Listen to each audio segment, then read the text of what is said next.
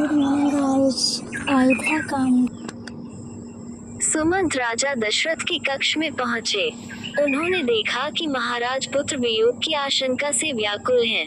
वे पानी से बाहर निकाल दी गई मछली की तरह तड़प रहे थे। सुमंत ने उनसे हाथ जोड़कर निवेदन किया, महाराज, आपके ज्येष्ठ पुत्र धर्मात्मा राम सीता और लक्ष्मण के साथ आपके दर्शनों की कामना लिए द्वार पर प्रतीक्षा कर रहे हैं।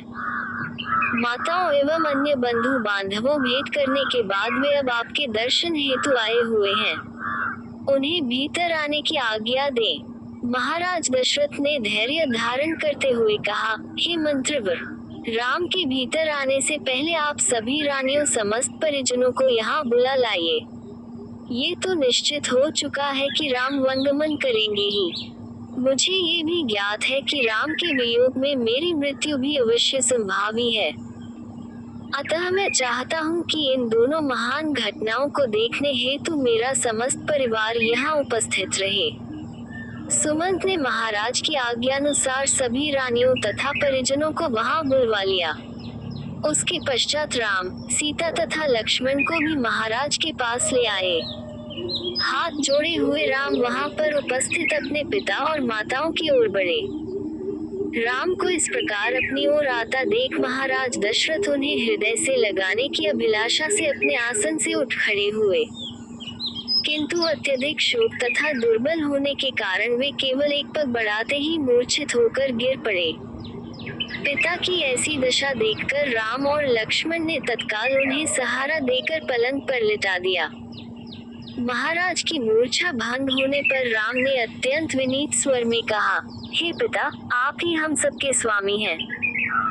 कृपा करके आप धैर्य धारण करें और हम तीनों को आशीर्वाद दें कि हम वन में 14 वर्ष की अवधि व्यतीत करने के पश्चात पुनः आपके दर्शन करें। महाराज दशरथ ने आर्त स्वर में कहा, पुत्र, तुम्हें वनों में भटकने के लिए भेजने की मेरी कदापि इच्छा नहीं है, किंतु मैं विवश हूँ।